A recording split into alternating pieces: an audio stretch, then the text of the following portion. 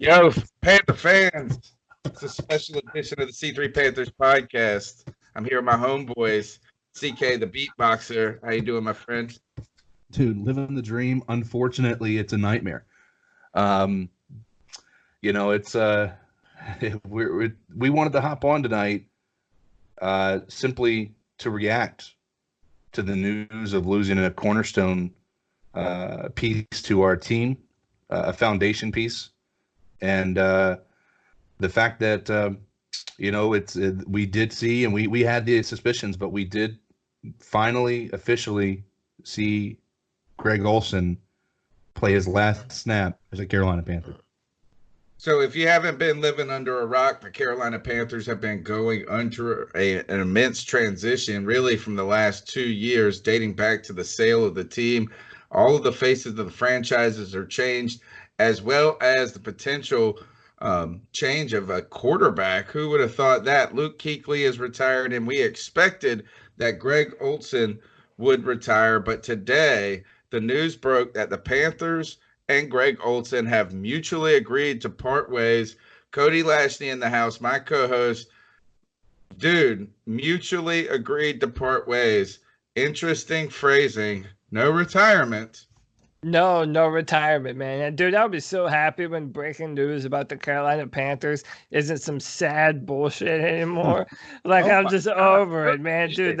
The past 2 years we have seen so many incredible players leave the organization without a Super Bowl ring, and it's far too many, man. And I was kind of in and out the house today, and at some point I come back inside and the TV was on, and Colin Cowherd, of all people, was on the TV, and Greg Olsen was one of his guests today. So I sat there for a minute and I listened to Greg and just kind of talk about a bunch of different things, man. And he has so many opportunities in front of him.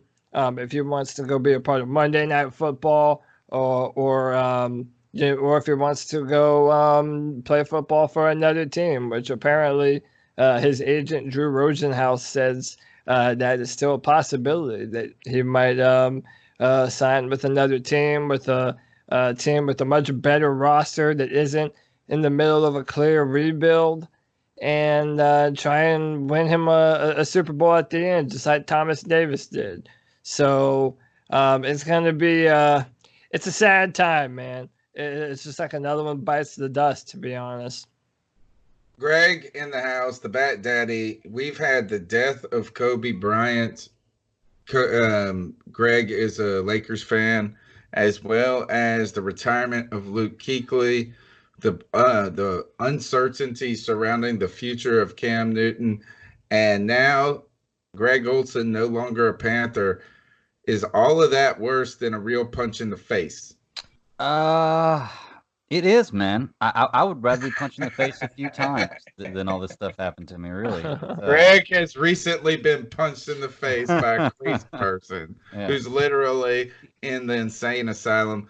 Greg, your thoughts on the announcement that Greg Olsen will not be a Panther next year?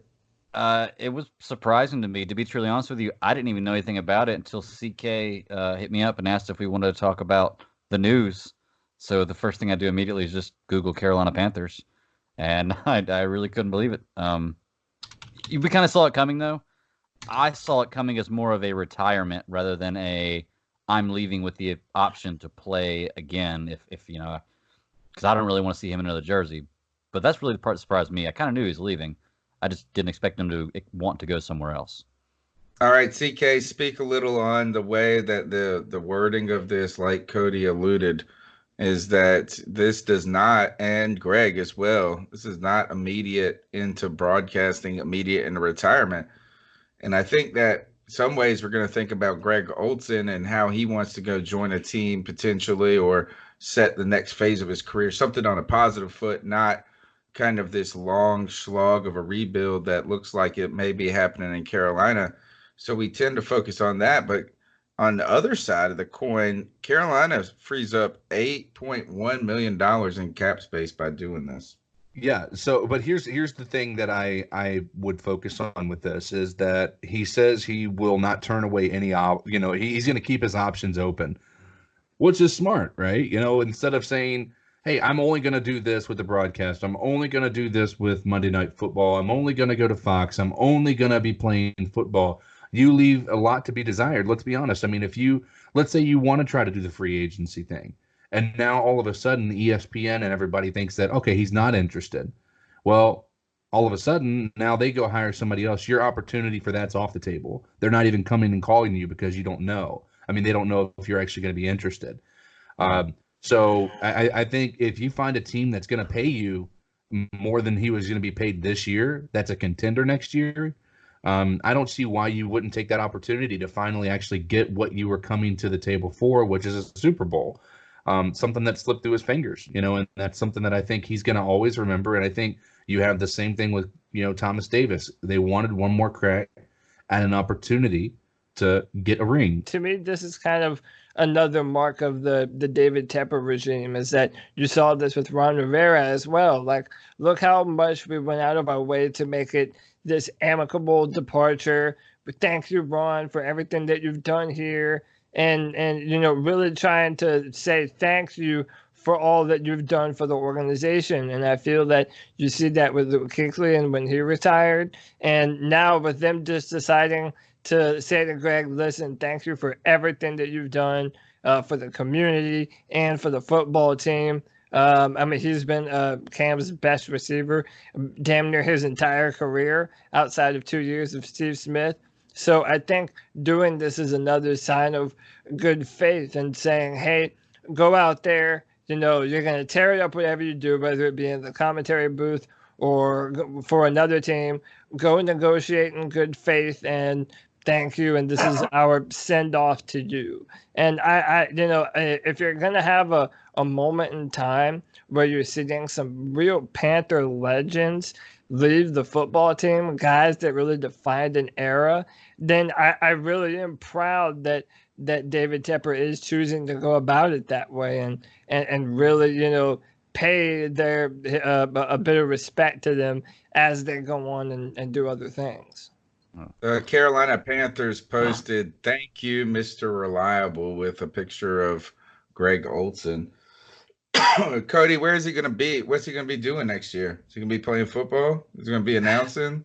Dude, I mean, you know, if I'm a betting man, I think one of these networks just throws the bag at him and says, look, come on home. We're going to offer you a nice, big, cushy contract for Monday Night Football. And I think that's going to entice him.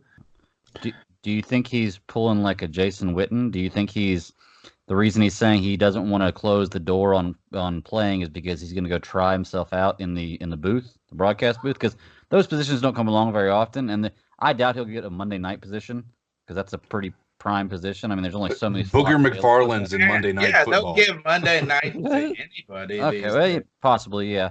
But do you think do you think he's kind of saving a backdoor entry back into the league, like in case he goes there and doesn't like it, doesn't do well? First. Come back to play. He wants to play first. I don't think he wants to do a Jason Witten. I think when he retires, he wants to retire. He wants it to be the end. He wants that to be because he would have retired now if he didn't want it to be that. So what about I mean, I think if Greg Olsen plays for another football team, I mean, if I'm just being realistic, it's going to be a team that's like trying to add some offensive weapons to make a run right now. This is what Rick Jabbo on Twitter said. This offseason get more painful by the day, and they haven't even played the Super Bowl yet. Depending on CMC and Cam's situation, this could feel like an expansion team come training camp. Yeah, and now and people, yeah, I do too, and a lot of people are even debating about whether or not you sign a running back to that kind of money, and we shouldn't sign Christian if we're not going to be signing all these other people. Yeah, this is like a sentiment that I've noticed online. It's just one of the things I try and echo is this too, is like, this is a business. You know, if David Tepper is trying to put butts in seats for people to come see the Carolina Panthers, if you're losing all the big names of a football team, it's from a business perspective, it's just not the time to ditch someone like a Christian McCaffrey who just No, you don't got to think about No. that. But we could, look at this towards Greg Olsen though, and this is good news for the team in so many ways. If this team is going under a rebuild, I know that's unpopular because of how much he means to our team, and we don't have any leadership, all those things that don't show up on the field, or you don't see in just route running or plays and productivity, but there's kind of soft skills. But here, the Panthers, before the season is over, right now we have $25 million in cap space. And that's not including anything that's about to happen after the league year ends, right? So that's just 25 million there. You go ahead and add on 8 million for Greg Olsen. You add on 10 million for Dontari Poe, right? All of a sudden, this team could be sitting there with like $60 million in cap space. Yeah, I mean, And- Luke's salary, everything. or potentially another 20 million in the books, depending also. Yeah, I mean, and it also makes It's not Right. out of. It's not out of. It might not sink us to even think about signing McCaffrey to a mega deal at this time. And on top of that, Marty Herney has not been adverse to paying running backs. Everybody's going to say that, but we think that was Jerry Richardson. But do you guys think Christian McCaffrey's trying to reset the market? I mean, wouldn't you? Wouldn't you? yeah, If you had the season if you had the ability to do it, and it's I'm sounding super redundant too, but I actually watched a Christian McCaffrey interview from today, and he was talking about the importance of running backs. And if you look at, for example, the Titans and the 49ers and going into the playoffs, how important a running game is, these running backs are featured more than ever. So he was like pushing back against this, devaluation of the running back position, which, I mean, of course I understand that from his perspective. But I don't know, man. Like, I don't know why you wouldn't. Like, if you had an opportunity to start earning, $20+ million a year for the next few years and being known as the highest paid player at your position, like, damn, that's a pretty big ego boost right there. I mean, True that. Yeah, you can just say that you did that. I mean, how many people will ever be able to say that, And it's I'm sure that's a personal goal of his, So I don't know why he would. Personal goal to fucking ruin the financials of team. The thing is, though, he's going to go somewhere and get paid that if he doesn't get paid that here. Guaranteed. I mean, somebody's going to pay him that money. And here's the thing you got to think about from the Panthers' perspective. Do you want to set the market now, or do you want to set the market after Derrick Henry gets his paycheck? Because he's going to set the market. Oh yeah. If we don't sign Christian this year, the Tennessee's going to be pissed when we Yeah. do. Oh yeah. Well, we're going to be pissed when they do. deserves I more mean, money. honestly. Well, Yeah. Christian deserves more money. He's actually more related to like Le'Veon, what the case for Le'Veon Bell was, Yeah, which receiver, is like classifying running him as a running back it's just not. It's not like One-dimensional. Zeke. Yeah, I think we should all go through our favorite memory of Greg in a Panthers uniform. It can be a play, it can be an interview, something along those lines. Greg, do you want to go first? I can go first. That's fine. For mine, I'm going way, way back, and I got to be honest. I did have one, and when we were talking about it, Cody had the one I had. So I thought, okay, I can find another one, and so I can't say this is one of my favorite plays or like a play that I remember this instantly. But I did go through a lot of highlights, and I found one that I was like, wow, that was absolutely amazing, and that kind of stuff made me love Greg Olsen. It's back in 2011, December 7th. Excuse me. Playing the Atlanta Falcons, and it's about right before halftime. And Greg Olsen, there's about 3 minutes left, I think, in the half. Greg Olsen catches a screen pass at about midfield. I think it was 44 yards, something like that. And it's so funny to watch this Greg Olsen because I think he misses one tackle, two tackles, and then just glides into the end zone, man. And to watch his speed and his wiggle and his movement, well, I wouldn't say wiggle, but I mean, he looked so different then than he does now because now he's got the dad run. I love Greg Olsen, but he's got the dad run. And I looked at that, and it surprised me because I haven't seen it in so long. I was like, wow, that was Greg Olsen.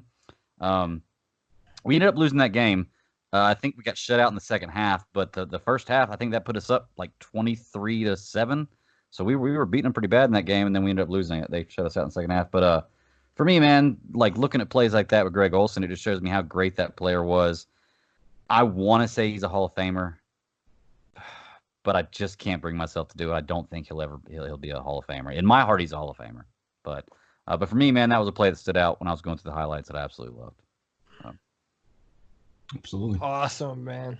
Hey, Cody, you had a good one. Since Greg brought it up, why don't you man. So obviously that 2015 season was such a dream season for us. And I feel like everybody remembers it so fondly, but most people, and I feel like myself included, remember one game where we were actually taken serious as a legitimate, a team to watch in the NFL. I believe it was week 4 in the NFL season, and we're on the road, and we're up in CenturyLink playing Seattle, and the game has been a back and forth slugfest, throwing it down the field. Cam Newton in his prime, Russell Wilson on the other side. I mean, these are two of the best teams in the NFC at the time, and we get down to the fourth quarter, and with 36 seconds left on the clock, Cam and the Panthers have to go downfield. It's 20-23 in favor of Seattle, and I believe it's 2nd and 10 on the 30-yard line, and Cam Newton just drops back and throws a dart down the seam to Greg Olsen in the end zone, who just got by a blown coverage by Richard Sherman and Cam Chancellor, and it was just beautiful, man. It was at the end of the game. It was in clutch time when you had to have it. And man, I remember watching that game saying, whoa, these Carolina Panthers, they are for real. Yeah. We are a dangerous team to watch out for. And Greg Olsen was such a huge part of that moment, man. And it kind of goes to show and serve how, he was Mr. Reliable. That was Cam Newton's security blanket forever here in Carolina. So in our most important season, in the game that really showed who we were as a football team, Greg Olsen will be a part of that memory forever. Yeah, no, and that's I think all of us can agree. I think that a lot of us wanted that to be our favorite play, but Cody, you got to it first. Mine is going to be a memory of the people that have been here the longest through this time period, and that's with Cam and Greg. The Gatorade commercial. And I loved it because it was so backwards. Like, you see Cam coming in and he's ready to take his ice bath, and Greg's in this bath that is his lucky bath, and then Cam's like, hey, my man, you're in my lucky tank, right? Lucky tank, hey. Oh, so you act like you don't hear me. Hey, your tank. My tank. All right. You brought this on yourself. Hey, you hold this. Thank you. Gatorade recover. And it was just so funny, especially after Cam said you brought this on yourself and got in the ice tub with him. It was I think it was a simpler time, and I think in our Panthers fanhood, we didn't have so much to worry about as far as the future of this franchise, and I think that's why I like it so much, is that it brings you back to a time where there was a lot more hope and optimism, which I thought it's different, and that's got to be my favorite. So my number one Greg Olsen moment is his rap song from his time at Miami. The 7th floor crew. Every time he makes a play. Every time. Yeah, I'll stick it in your ear or whatever he said.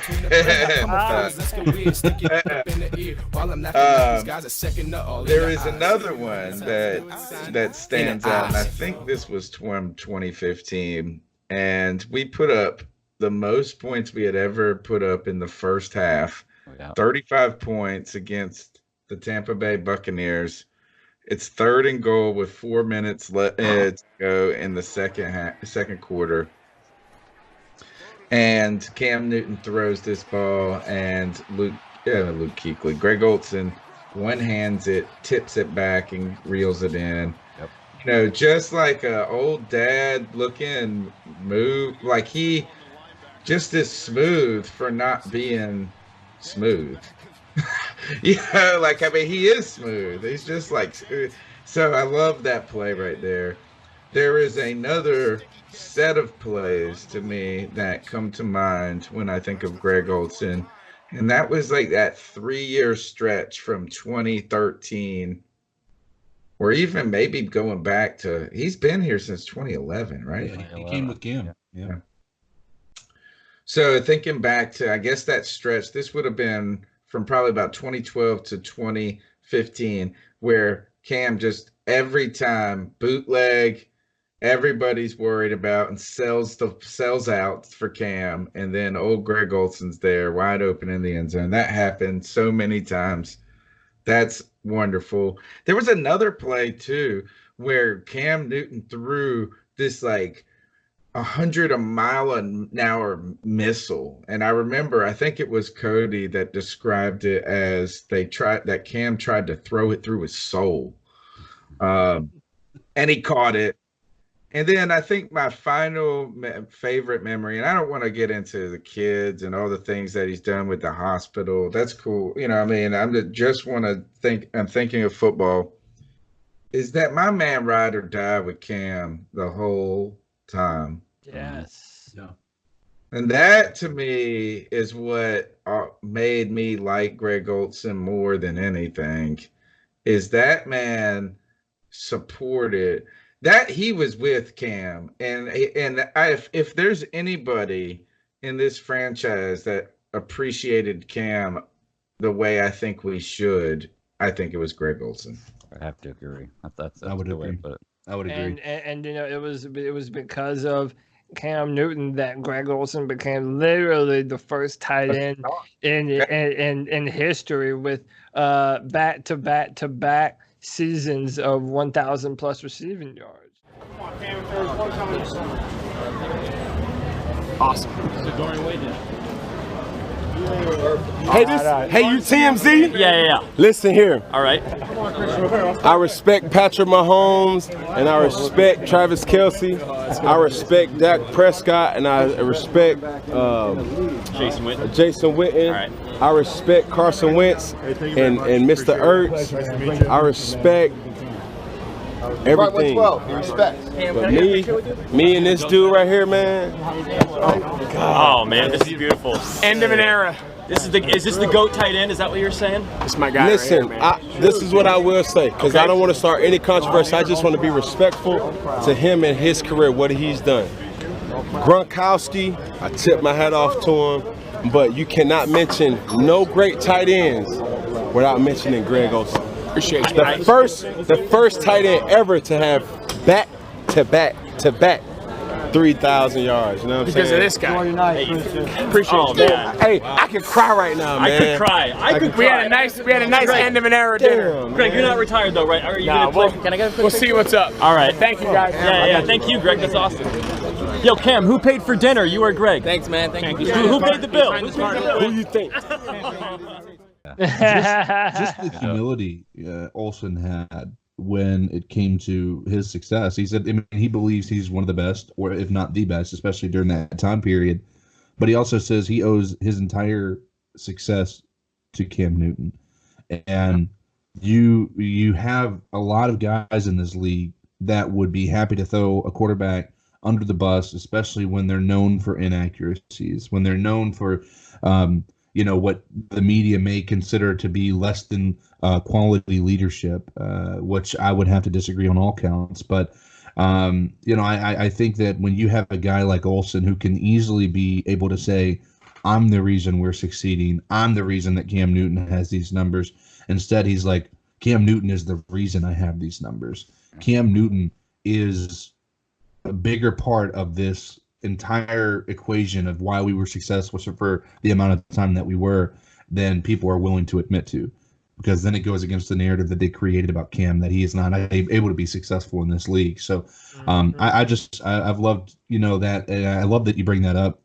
Tony, that you love being able to root for Greg Olsen because he rooted so heavily for Cam. So I agree with that wholeheartedly. I think that in his entire time here, since 2011, so he had 9 years here, he was probably a top 3 to 5 tight end for maybe 5 of those years. About 5 of those years in a row, he was a top tight end in the NFL, and everybody wanted to have Greg Olsen on their team.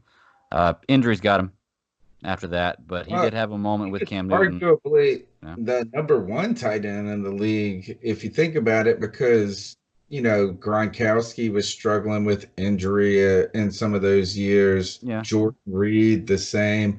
So Kelsey wasn't killing it like he is just now. There might have been a year where Greg Olsen, a year or two, where he was the best tight end in the league when you just look at productivity, not capability. And he was not shy to talk about that, was he? No, not at all. And all right, so I do is gone from the Carolina Panthers. Good Lord. Yeah, one more thing I do want to make it a point to say and bring up is let's also remember that we're losing one of the most honest voices in the locker room after a football game. We've talked about it before that, especially during Ron Rivera, the Rivera era, which was the Newton and Olsen era, that you would get these platitudes, and lately Greg has also talked about all these press conferences, and they all just say the same thing, and it's a lot of the same kind of jargon that they're kind of taught to spew to the media. So I think Greg was honest. He was honest the whole time. In that light, whenever Greg Olsen said something, it carried more weight than almost anyone else. It was like the elder statesman of the team. Everyone looked up to him. He spoke for everyone. He has been a captain every year that he was here. And dude, don't even get me started.